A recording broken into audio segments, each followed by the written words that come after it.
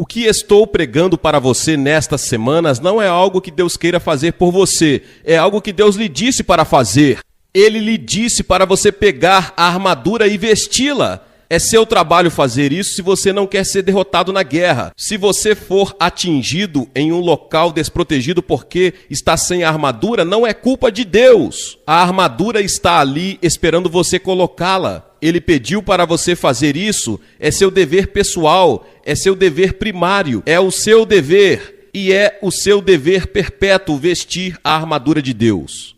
Muitas pessoas hoje não acreditam mais no diabo ou na guerra espiritual. Eu vi todas as pesquisas como você e eles pensam isso é uma coisa muito antiquada para os cristãos modernos. Mesmo os intelectuais modernos nunca acreditariam em nada que fosse bizarro. Outros reconhecem vagamente a presença de uma luta, mas não pensam muito nisso. Quero dizer, sim, eles acham que isso é difícil, de vez em quando, para praticar o nosso cristianismo. Achamos difícil perdoar as pessoas, achamos difícil orar regularmente, para resistir à tentação, de aprender mais sobre a fé. Sim, é difícil, mas o que diz respeito a eles é isso. No entanto, a Bíblia, este livro que estudamos e que valorizamos, a Bíblia leva muito a sério Satanás e seus demônios, declarando que nossa batalha final é uma batalha espiritual e por esta razão nada será mais prático ou relevante para a sua vida do que os versículos que estudaremos nas próximas semanas. O que precisamos e o que nossa passagem fornece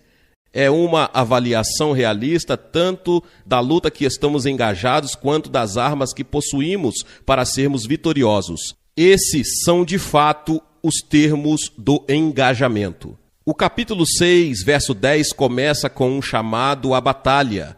Para você entender que isso não é apenas David e Jeremiah falando aqui, pensei em repassar algumas dessas escrituras para você e apenas deixá-la vê-las comigo na tela. Eu as lerei e você seguirá versículos como 1 Timóteo 6,12. Combata o bom combate da fé. Apegue-se à vida eterna. 2 Timóteo 2,3, portanto, você deve suportar as dificuldades como um bom soldado de Jesus Cristo. 2 Timóteo 2,4, ninguém envolvido na guerra se envolve nos negócios desta vida para agradar àquele que o alistou como soldado. 1 Coríntios 16,13, observe, permaneça firme na fé, seja corajoso, seja forte. E 1 Timóteo 1,18, esta incumbência, eu confio a você, Timóteo, para que você possa travar o bom combate. Agora, palavras como essas me parecem ser claro e inconfundível. Elas nos ensinam a lição. Se tivermos dispostos a recebê-la, essa lição é que o verdadeiro cristianismo é uma luta, um combate, uma batalha. O apóstolo Paulo começa esta sessão no livro de Efésios, como qualquer general de guerra começaria seu discurso. Ele motiva suas tropas, incutindo confiança em seus corações durante séculos. Muitos membros de unidades militares fizeram isso. Você não sabe, por exemplo, os cruzados gritaram o céu. Finalmente, os soldados franceses gritaram pelo rei e pela França. E o grito de Paulo aqui é ser forte. Finalmente, meus irmãos, sejam fortes no Senhor e na força do seu poder. Esta é a palavra de encorajamento de Paulo ao lembrar seus leitores que nosso poder é um presente de Deus. Não somos convidados a entrar na batalha sozinhos, sem qualquer força. Meus irmãos, nesta guerra que lutamos, sejam fortes no Senhor e na força do seu poder. A tradução de Filipenses coloca desta forma: sejam fortes não em si mesmos, mas no Senhor, no poder do seu recurso ilimitado. O cristão não é ordenado a ser corajoso em sua própria força, mas a ser encorajado pelo poder do outro, e que o outro é Jesus Cristo. A força e o poder para a batalha é o presente do Senhor, e isso é um grande encorajamento para mim. Uma vez que você entende isso, se você estiver em uma batalha, a primeira coisa que virá à sua mente é que você não é capaz de lutar esta guerra. Esta é uma guerra difícil, e se tudo o que tivéssemos fosse a instrução para entrar na batalha sem qualquer incentivo do Senhor, isso não aconteceria, não seria uma lição positiva. 2 Timóteo 1,7 nos diz que Deus não nos deu um espírito de medo, mas um espírito de poder. E Paulo usa a mesma frase grega traduzida como a força do seu poder no início do livro de Efésios. Somos informados que este poder é o poder que ele operou em Jesus quando o ressuscitou dos mortos e o sentou à sua direita nos lugares celestiais. Este poder é grande, nem mesmo a morte pôde vencê-lo. É o poder da ressurreição. Senhoras e senhores, quero dizer-lhes algumas coisas sobre esta guerra que estamos travando. Às vezes é difícil descobrir onde realmente está o inimigo. Ele nos persegue e vem contra nós quando menos esperamos. Na guerra espiritual é mais assim do que uma guerra convencional. Mas eu não quero falar sobre isso sem antes te dizer que você nunca será chamado para lutar esta guerra com suas próprias forças. Você não precisa ter medo. Deus Todo-Poderoso prometeu que, como vocês são seus soldados, Ele o protegerá, Ele o manterá forte e no final você será vitorioso. Não apenas o poder é do Senhor, mas nesta passagem também aprendemos que há uma armadura que devemos vestir. Vista toda a armadura de Deus, diz a Escritura. A armadura é a armadura de Deus e a que devemos usar é a armadura que o próprio Deus usou nas batalhas vitoriosas. Lembro-me de que há alguns anos estávamos tendo um debate em nossa comunidade sobre se os cristãos deveriam ou não se envolver na guerra, e você conhece alguns dos nossos amigos, acredito que a guerra é ímpar e que você nunca deveria se envolver na guerra. E me pediram para apresentar as escrituras que ensinam que, às vezes, a guerra, embora não seja algo que queremos, às vezes é necessária. E uma das maiores evidências disso, e para todos vocês, soldados e fuzileiros navais, e para todos nós, é o fato de que o próprio Deus foi um guerreiro. Na verdade, na Bíblia, temos muitos lugares onde isso nos é ensinado. Isaías 11 diz: "Mas com justiça ele julgará os pobres e decidirá com equidade pelos mansos da terra. Ele golpeará a terra com a vara de sua boca e com o sopro de seus lábios ele matará os ímpios. A justiça será o cinto de seus lombos e a fidelidade o cinto de sua cintura." Parece familiar, não é? É como um precursor de que estudaremos no livro de Efésios mais tarde. Em Isaías, no capítulo 59, lemos: "Pois ele vestiu a justiça como uma couraça e um capacete da salvação em sua cabeça. Ele vestiu as vestes da vingança como vestimenta e foi vestido com zelo como um manto."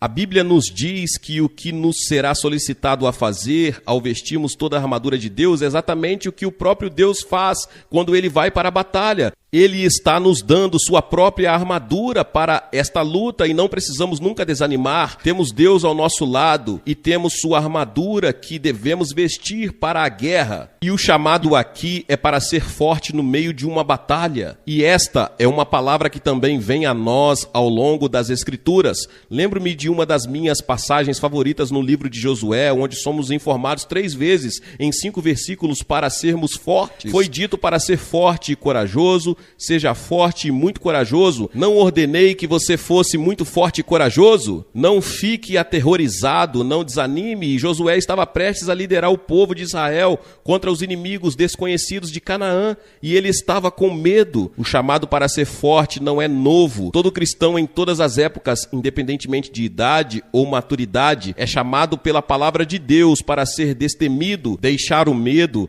ou suas próprias inadequações, afastá-lo da batalha, não é aceitável de acordo com a Bíblia. Deus promete fortalecê-lo com o poder dele, que é um dom, e ordenou você a usar isso. Faz parte da bênção de ser um soldado e seguir ao Senhor. Seu poder é um dom de Deus e sua perseverança é garantida. Observe o que diz o versículo 11. Vista toda a armadura de Deus para que você seja capaz de se opor às artimanhas do diabo. Agora estamos travando uma batalha na vida hoje contra as artimanhas do diabo. Essa não é uma palavra que usamos muito na nossa cultura, então deixe-me dizer o que significa a palavra artimanha. Significa conduta organizada, planos de guerra ou estratégia ou metodologia. E a Bíblia nos ensina que Satanás está atacando as vidas e as causas que derrotariam seus planos. E é por isso que todos nós que somos cristãos sentimos tanto o efeito da presença de Satanás presente. Satanás não está atrás daqueles que pertencem a ele, ele está atrás daqueles que querem derrotá-lo. Satanás não vai incomodar as igrejas onde não pregam a palavra de Deus. Satanás não vai incomodar as pessoas que ele já tem ao seu lado, aqueles que não conhecem a Cristo, mas Satanás concentra seus esforços em pessoas como eu e você. Esse é o seu propósito. Ele não quer fazer nada para perturbar aqueles que já têm em sua equipe. Seu objetivo é afogar a influência dos homens e mulheres que afirmam conhecer Jesus Cristo. E a Bíblia diz que ele tem uma estratégia para fazer isso, ele tem um método para fazer isso. A palavra artimanha significa que ele já traçou uma estratégia para conseguir. Eu, pessoalmente, acredito que Satanás tem uma estratégia para cada um de nós, que ele conhece nossas fraquezas, ele conhece nossos pontos fortes e nada o impedirá se achar que pode nos vitimar para seus próprios propósitos. A Bíblia diz que devemos vestir toda a armadura de Deus. Não nos diz para vencer a guerra, porque Cristo já venceu, já derrotou Satanás na cruz. Mas somos instruídos a permanecer firmes na batalha. Olhem para suas Bíblias novamente no capítulo 6 e quero que vocês observem algo em Efésios no verso 11. Que vocês possam suportar. Efésios 6,13, que vocês possam resistir no dia mau. Efésios 6,13, tendo feito tudo para resistir. Efésios 6,14, permanecer firme. Portanto, 1, 2, 3, 4 vezes, informados para permanecermos firmes. Paulo deseja que os cristãos sejam fortes, estáveis e robustos. Portanto, mesmo que o inimigo seja uma perspectiva assustadora, este parágrafo deveria não nos dar uma atitude de medo. Toda a passagem é preenchida com um espírito de confiança e esperança, pois o leitor não fica com um sentimento de desespero, mas com a sensação de que Satanás pode ser derrotado agora. Uma das coisas contra as quais algumas pessoas lutam quando leem uma passagem como esta, diz que não deveriam estar lutando contra Satanás. Se não deveríamos levar a luta até ele, o resultado final é que Cristo já venceu aquela batalha. Essa batalha já foi vencida, mas Satanás está tentando desencorajar todos nós e Deus não nos chamou para ir e fazer guerra com Satanás. Embora tenhamos que ter os armamentos para fazer isso, e como veremos daqui a pouco, a maioria dos armamentos são para um propósito defensivo, apenas a oração e a palavra é usado de forma ofensiva, mas toda essa questão de permanecer firme, isso é uma coisa difícil, não é? Fique firme, finque os calcanhares, seja a pessoa que Deus quer que você seja. Você diz, pastor Jeremias, como podemos dar terreno ao inimigo? Eu não acho preciso explicar isso, mas deixe-me apenas mencionar isso a você. Quando sabemos o que é certo e comprometemos que em nossas mentes, a fim de nos entregarmos a algo que queremos fazer, cedemos terreno ao inimigo.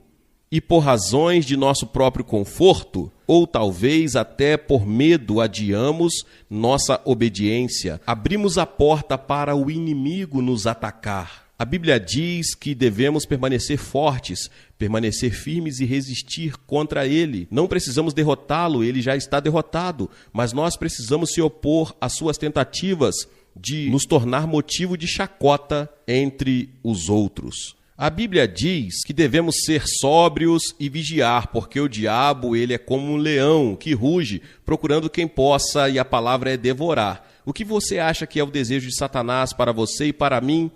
O que você acha que é?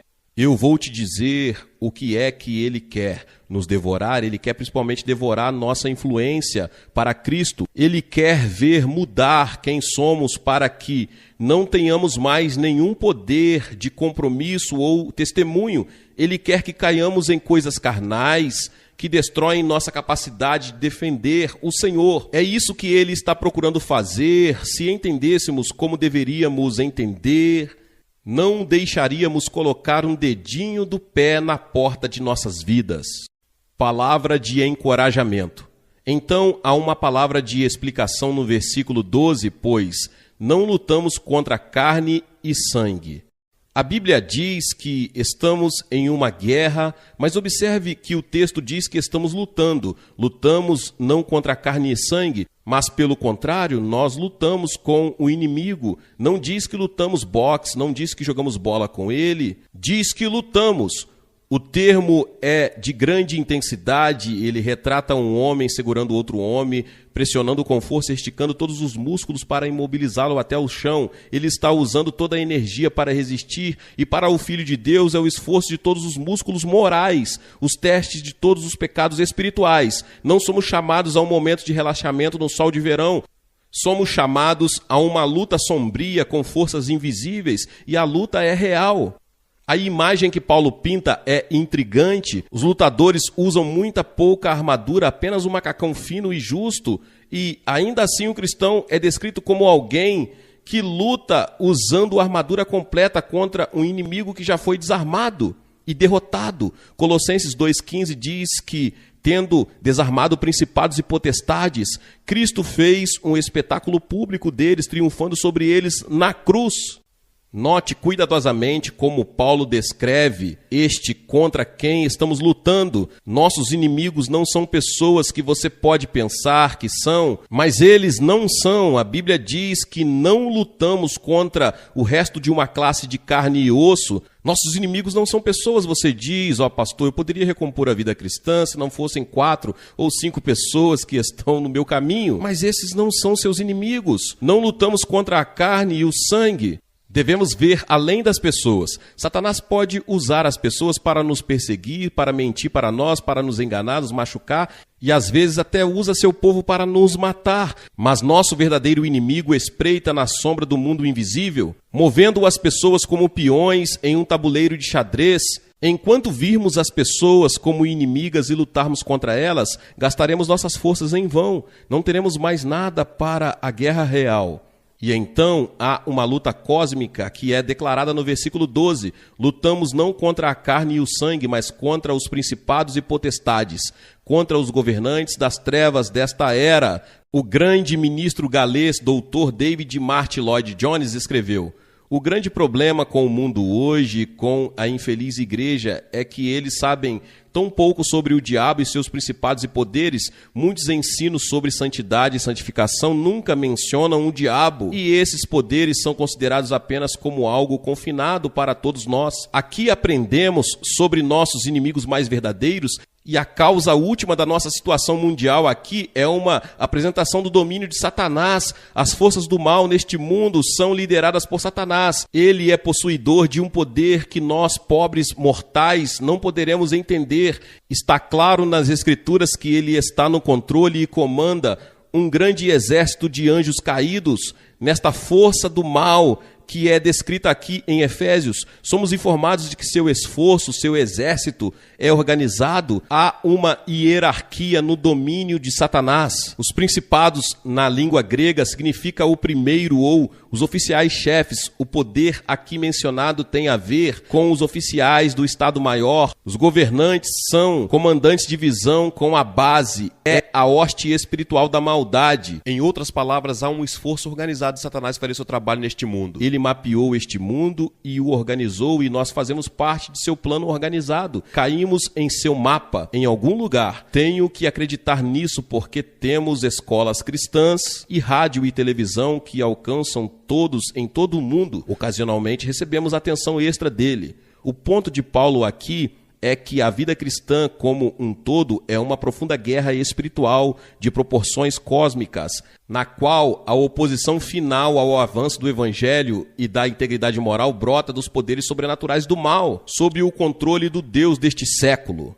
Estamos nesta batalha, eu estou nesta batalha, e durante esta série vamos falar sobre como nos preparamos para podermos resistir. Vamos falar sobre cada um dos implementos desta armadura e o que significa para nós. Esta é a cobertura na batalha do versículo 13 ao 18. A palavra de Deus nos diz que esta guerra é aquela para a qual podemos nos preparar. Esta guerra não é aquela que temos que entrar desprotegidos, e é por isso que esta série de mensagens é tão importante, que pode nos ajudar se ouvirmos com atenção e aplicarmos estas verdades, pode nos ajudar a entrar em um ambiente hostil e fazer a guerra por Deus e não sermos todos derrotados. Há tempos o nosso comandante e chefe já venceu a guerra e ele quer que obtemos a vitória todos os dias que vivermos. Mas você não pode vencer a menos que esteja bem armado. Você não pode vencer a menos que sinta as provisões que estão diante de você, e é por isso que Paulo disse aos Efésios que levem para vocês toda a armadura de Deus. Homens e mulheres, quero que vocês entendam que ele não nos disse que se orássemos corretamente, Deus nos daria isso. Ele não disse que deveríamos olhar ao redor e ver se poderíamos encontrá-la ou talvez pudéssemos comprá-la.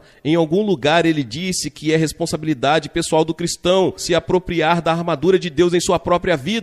O que estou pregando para você nestas semanas não é algo que Deus queira fazer por você, é algo que Deus lhe disse para fazer. Ele lhe disse para você pegar a armadura e vesti-la. É seu trabalho fazer isso se você não quer ser derrotado na guerra. Se você for atingido em um local desprotegido porque está sem armadura, não é culpa de Deus. A armadura está ali esperando você colocá-la. Ele pediu para você fazer isso. É seu dever pessoal, é seu dever primário, é o seu dever e é o seu dever perpétuo vestir a armadura de Deus. Nosso comandante supremo generosamente nos equipa com o cinto da verdade, a couraça da justiça, o evangelho da paz, o escudo da fé, o capacete da salvação, a espada do Espírito, mas cabe a nós vesti-los para apropriar-se deles. Efésios 6,13 diz, portanto, vista toda a armadura de Deus, para que você possa resistir e no dia mau, tendo feito tudo, permanecer inabaláveis. Então, nas próximas semanas, vamos falar sobre como você veste a armadura de Deus. Meu amigo Warren escreve em um de seus livros sobre como todas as manhãs, quando sai da cama, a primeira coisa que faz é vestir a armadura de Deus. E nos conta como fazer isso. É uma história realmente impactante. Antes de nós terminarmos esta série, espero que possamos entender como fazer isso, porque digo a vocês, amigos, não sei como é com vocês, mas a batalha está esquentando e os desafios estão ficando maiores e o tempo de teste está aqui. E se você não estiver preparado ao virar da esquina, e se não estivermos preparados, não é culpa do nosso comandante-chefe, ele nos deu tudo o que precisamos neste manual para lutar vitoriosamente. E essa é a alegria de tudo isso, que estamos nesta batalha, mas não temos dúvidas de como isso vai acabar. E como dissemos hoje, precisamos ser o que já somos mais que vencedores. Precisamos começar a agir assim. O diabo não tem direito sobre nós, ou sobre mim, para qualquer outro povo de Deus. Somos o povo de Deus. Ele não tem nenhum direito sobre nós, a menos que demos isso a ele. E a maneira de evitar que isso aconteça é vestirmos toda a armadura de Deus para que possamos ser capazes de resistir ao maligno e ter feito tudo e permanecer inabaláveis.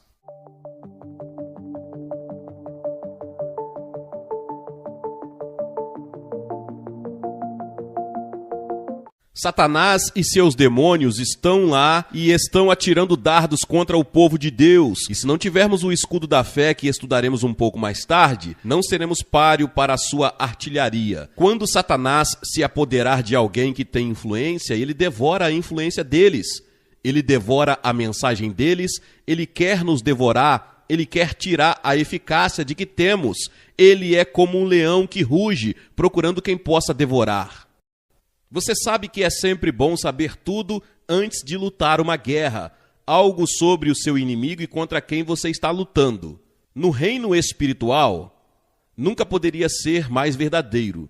Muitos cristãos não levam nosso inimigo a sério porque não sabem o suficiente sobre ele para levá-lo a sério. Os incógnitos de Satanás são muito espertos. Ele se esconde nos lugares mais inacreditáveis. Ele se esconde na religião, um de seus esconderijos favoritos. Ele se esconde atrás do intelectualismo, ele se esconde na poesia e na arte, muitas vezes na música, ele se esconde na psicologia e na compreensão humana. Na verdade, a Bíblia diz que o mundo inteiro jaz no maligno.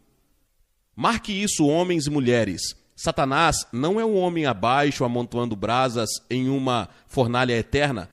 Satanás é extremamente sagaz. Você sabe disso. Lembre-se no livro de Jó, quando ele estava respondendo a Deus sobre onde estava. Deus disse, de onde você vem, Satanás? Ele disse, de vir e rodear e andar sobre a terra, trabalhando. Jó 2:2. Que imagem! Satanás viajando por toda a terra fazendo suas coisas. Agora, se você olhar para suas Bíblias em Efésios 6, você descobrirá uma palavra no versículo 12 que está listada 5 vezes. 5 vezes essa palavra aparece. Vou ler o versículo e você entenderá rapidamente. Pois não estamos lutando contra carne e sangue, mas contra principados, contra potestades, contra os governantes das trevas desta era, contra hostes espirituais da maldade nos lugares celestiais. Eu não sei o que você entende da palavra contra, mas deixe-me dizer o que significa. Que estamos em uma batalha e é contra alguém que estamos lutando. Alguém está contra nós. E isso parece um tanto estranho para a maioria das pessoas hoje, especialmente para aqueles que adotaram uma atitude bastante passiva em relação à vida cristã. Eugene Peterson garante que estamos cientes da natureza séria desta batalha na paráfrase deste versículo. Ele parafraseia assim: esta não é uma competição atlética vespertina da qual nos afastaremos e esqueceremos em algumas horas. Isto é para manter uma luta de vida ou morte até o fim contra o diabo e todos os seus anjos. A instrução de Paulo aos Efésios no versículo 10 é dirigida aos irmãos. Finalmente, ele disse: meus irmãos, sejam fortes. Por quê? Para que vocês possam entrar nesta batalha e lutar contra o inimigo que está contra vocês. Observem, homens e mulheres, isso não é uma luta para os apóstolos. Isso não é uma luta para os pastores. Não é uma luta para os diáconos ou para os líderes, é uma luta para os irmãos e para as irmãs. Todos nós juntos, os irmãos e irmãs, os limites foram traçados. É o Senhor e os irmãos contra Satanás e os seus demônios. E em Efésios capítulo 6, Paulo identifica nosso inimigo como o diabo, no versículo 11, e se você olhar abaixo no versículo 16, ele dá outro nome, ele o chama de o maligno. O versículo 11 diz que você pode ser capaz de resistir aos esquemas do diabo. E o versículo 16 diz que você será capaz de apagar todos os dados inflamados do maligno. Estamos lutando contra o inimigo de nossas almas, o diabo e suas estratégias. E aqui estão algumas coisas que precisamos saber sobre ele para que possamos ter alguma chance de ser vitoriosos nesta batalha. Vamos falar por um momento sobre a personalidade do diabo. Seu nome original era Lúcifer, que significa brilhar, uma estrela da manhã, ou filho da manhã. Em Isaías capítulo 14, 12, que colocaremos na tela, lemos essas palavras: como você caiu do céu, ó Lúcifer, filho da manhã.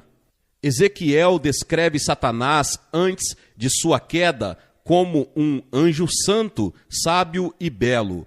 Ouça essas palavras de Ezequiel 28. Você era o selo da perfeição, cheio de sabedoria e perfeito em beleza. Você era o querubim ungido que cobre. Eu estabeleci você, você estava na montanha sagrada de Deus, você andou de um lado para o outro no meio das pedras afogueadas. Você era perfeito em seus caminhos desde o dia que foi criado, até que a iniquidade foi encontrada em você. Então, o que aconteceu? Como Satanás deixou de ser Lúcifer, o filho da manhã, e se tornou Satanás o inimigo de Deus e do povo de Deus? Mais uma vez, Isaías, o profeta, nos conta a história em Isaías 14, os versículos 12 ao 14.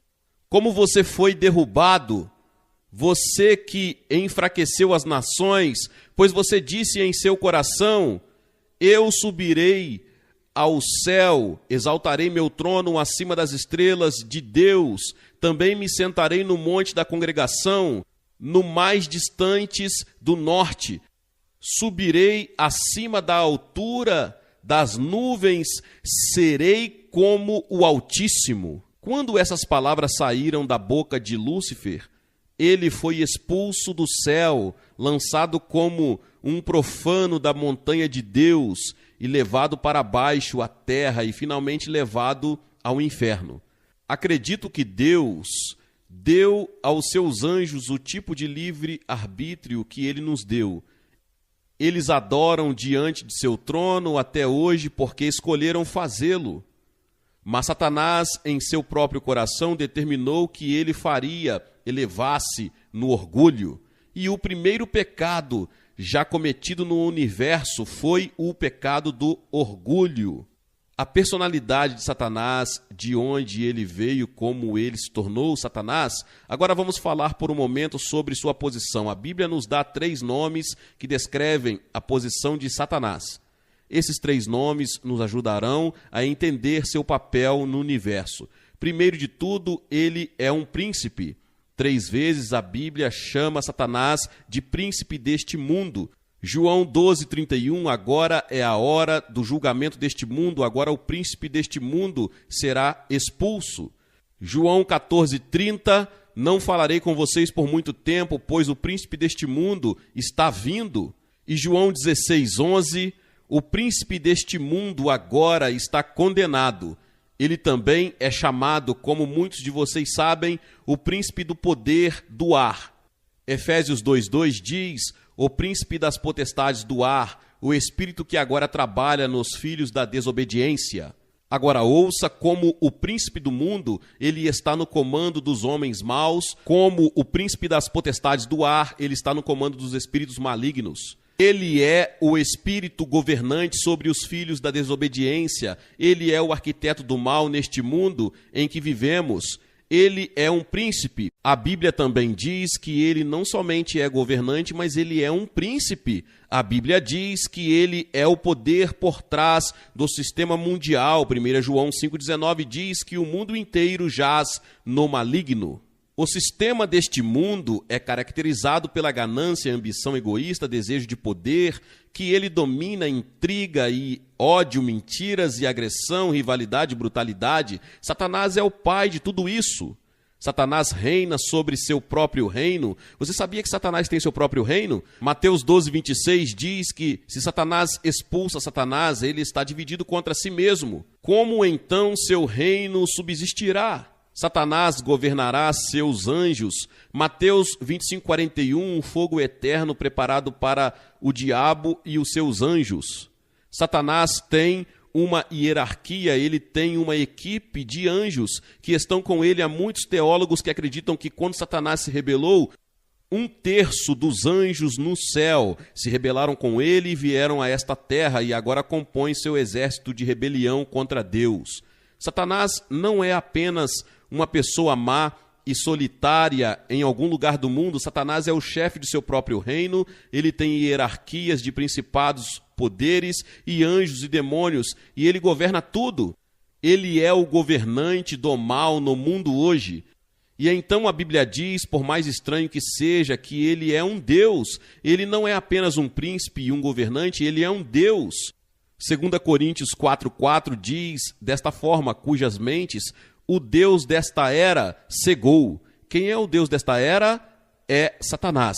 Satanás é um religioso, ele é o fundador e presidente de sua própria religião. Você sabia disso? E é claro que sabemos que existem pessoas hoje, descaradamente, nem se importa que alguém saiba que eles estão lá. Mas Satanás sempre teve uma religião. Ouça o que a Bíblia diz sobre a religião de Satanás. Ele tem sua própria igreja. Apocalipse 2:9 e capítulo 3:9 diz que Satanás tem sua própria igreja. Ele tem seu próprio evangelho. Gálatas 1:8, estudamos isso há muito tempo atrás. Satanás tem seus próprios ministros. 2 Coríntios capítulo 11, versículo 15, ele tem sua própria doutrina, de acordo com 1 Timóteo 4 e versículo 1, ele tem sua própria mesa de comunhão e seu próprio cálice. 1 Coríntios 10, 20 e 21, ele tem sua própria igreja, seu próprio evangelho, seus próprios ministros, sua própria doutrina, sua própria comunhão, ele tem sua própria religião. Satanás sempre fez seu melhor trabalho nos círculos religiosos. Ele é um Deus, ele é o Deus desta era. A personalidade de Satanás e sua posição. Agora vamos falar sobre o seu poder. Quão poderoso é Satanás. A Bíblia diz que os homens são mantidos cativos pelo poder de Satanás até serem libertos dele pelo poder do Salvador. O mundo é mantido cativo por Satanás. Em 2 Tessalonicenses 2:9, lemos o funcionamento de Satanás. Veio com todo o poder, sinais e maravilhas mentirosas. Embora nunca devamos subestimar o poder de Satanás, Também não podemos cometer o erro oposto de acreditar que Satanás é tão poderoso ou igualmente poderoso que o Deus Todo-Poderoso. Satanás não é e nunca será onisciente e todo-poderoso. Não pense, bem, eu tenho Deus aqui e Ele é o Todo-Poderoso para o bem, e eu tenho Satanás aqui e Ele é o Todo-Poderoso para o mal. Isso não é verdade. Satanás não é páreo para Deus. Maior é aquele que está em você do que aquele que está no mundo. Deus que vive em você do que Satanás que vive no mundo. Então, embora seja verdade, precisamos ser respeitosos e precisamos aprender. E não precisamos ser frívolos sobre o poder de Satanás. Precisamos ter cuidado de que não vamos ao outro extremo e dizemos, ó Deus, o que eu vou fazer? Satanás está atrás de mim, você entende?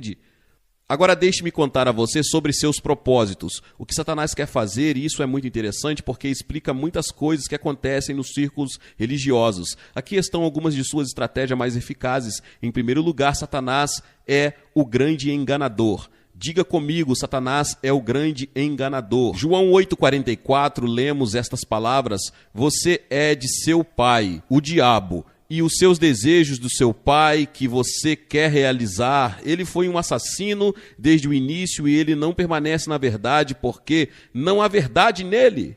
Quando ele fala uma mentira, ele fala dos seus próprios recursos, pois ele é um mentiroso e ele é o pai da mentira. Satanás é o pai da mentira, ele é o grande enganador. Apocalipse 12:9 diz: então o grande dragão foi expulso, aquela antiga serpente chamada Diabo e Satanás que enganava o mundo inteiro. Você já parou para perceber o poder de engano satânico?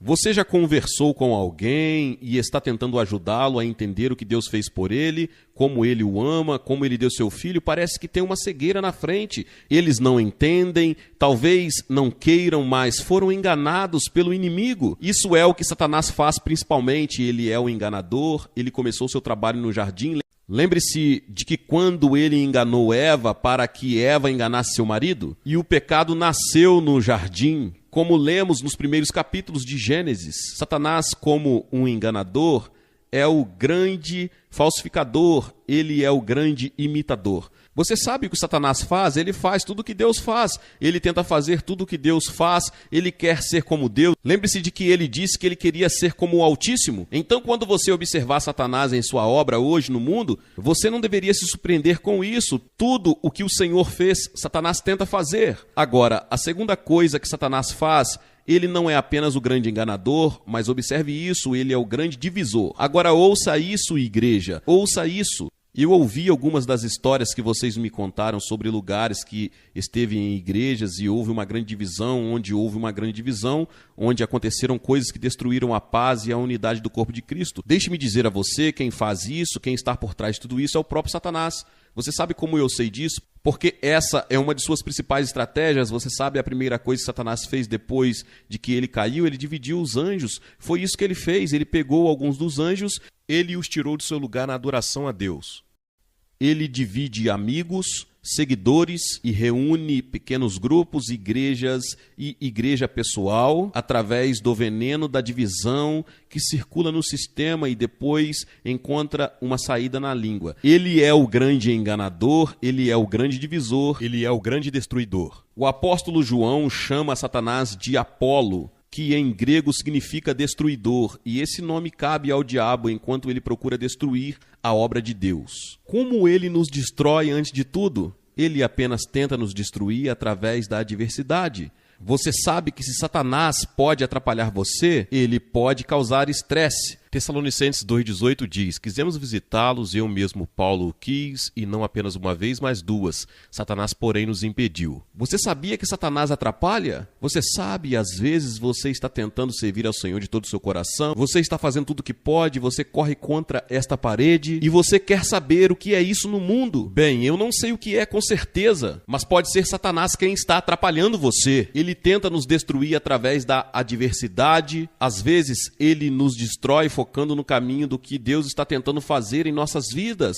Número 2, às vezes ele tenta nos destruir por ataque direto. Em Efésios 6,16, lemos essas palavras: acima de tudo, pegue o escudo da fé, e com o qual você pode apagar todos os dardos inflamados do maligno. Satanás e seus demônios estão lá e estão atirando dardos contra o povo de Deus. E se não tivermos o escudo da fé, que estudaremos um pouco mais tarde, não seremos páreo para a sua artilharia. Quando Satanás se apoderar de alguém que tem influência, ele devora a influência deles. Ele devora a mensagem deles, ele quer nos devorar, ele quer tirar a eficácia de que temos. Ele é como um leão que ruge, procurando quem possa devorar.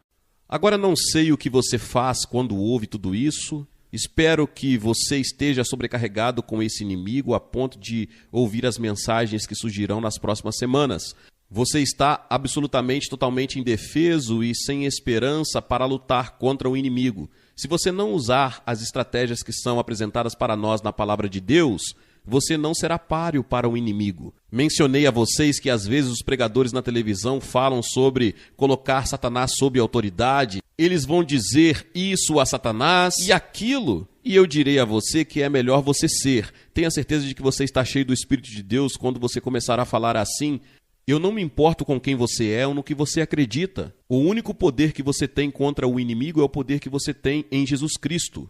Olhe novamente para a sua Bíblia e observe o que ela diz. Finalmente, meus irmãos, sejam fortes no Senhor e na força do seu poder e vistam toda a armadura de Deus. Você não pode lutar contra Satanás na carne. Talvez essa seja a razão para tanta derrota e desânimo entre o povo cristão. Sua única esperança é vestir a armadura do próprio Cristo. Nas próximas semanas, nós iremos explorar todas as peças da armadura que devemos assumir. Observe novamente, diz, vista toda a armadura de Deus para que você possa ser capaz de resistir aos ataques do diabo. E é isso que vamos fazer, vamos aprender como vestir toda a armadura de Deus.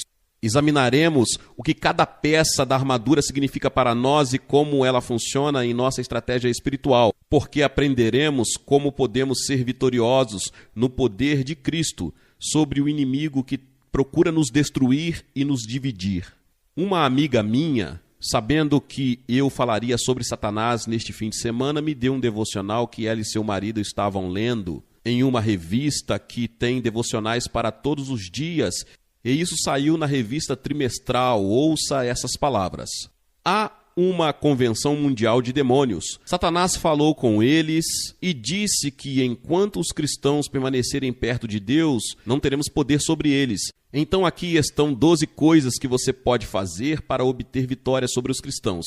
Agora ele está falando com seus demônios, não sabemos se isso realmente aconteceu, mas provavelmente é muito semelhante ao que acontece. Aqui está o que ele disse, aqui estão 12 coisas que ele disse para fazer se você quiser obter vitória sobre os cristãos e puxá-los para as estratégias que são de natureza satânica. Número 1, mantê-los ocupados com coisas não essenciais. Número 2, tentá-los a gastar mais e contrair dívidas. Número 3, fazê-los trabalhar muitas horas para se manterem vazios em seu estilo de vida. Número 4, desencorajá-los de passar tempo com a família, pois quando os lares se desintegram, não há refúgio no trabalho.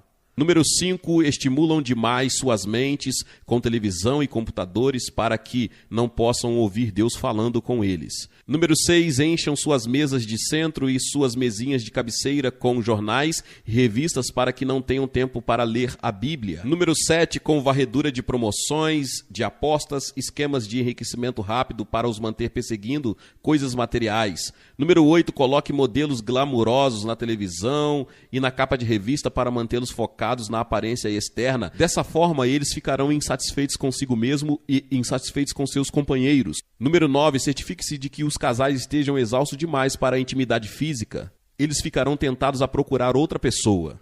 Número 10, enfatize o Papai Noel e o Coelhinho da Páscoa. Dessa forma, você os desviará do verdadeiro significado dos feriados. Número 11, envolva-os em boas causas para que não tenham tempo para coisas eternas. Número 12, os tornem autossuficientes, mantenham-os ocupados trabalhando com suas próprias forças para que eles nunca conheçam a alegria do poder de Deus trabalhando através deles. Faça essas 12 coisas. Finalmente, eu prometo, disse Satanás aos seus demônios, vai funcionar. Você imaginou e descubra a diferença entre estar ocupado e ser bem-sucedido naquilo que Deus o chamou para fazer. Às vezes, estar ocupado mas significa apenas estar sob o jugo de Satanás. mais ocupado, mas você sabe que se levássemos a sério aquelas 12 coisas que o inimigo disse para seus demônios, faríamos muito bem a nós mesmos e percorreríamos um longo caminho para tornar difícil para o inimigo se firmar em nossas vidas. E se você não seguir as Escrituras e não vestir toda a armadura de Deus, se eu não seguir as Escrituras e não lidar com Satanás seriamente, ele tem todos os motivos para querer devorar a influência que eu tenho, a influência que você tem. Não somos suficientes para lutar contra ele em nossa força, em nossa própria força. Mas Deus é capaz, que não permitirá que você seja tentado acima de que você possa suportar, mas com a tentação também abrirá um caminho de fuga para que você possa ser vitorioso. Glória a Deus, louvado seja o nome do Senhor. Que palavra poderosa. Talvez você chegou até aqui e ouviu esta palavra e ainda não é inscrito aqui no canal. Se inscreva aqui no canal e ative o sininho das notificações. Todos os dias são postados vídeos abençoados aqui no canal para te abençoar. Deixe também o seu like e não se esqueça de compartilhar esta palavra com mais pessoas. Meus irmãos e minhas irmãs, nos vemos nos próximos vídeos. Amém.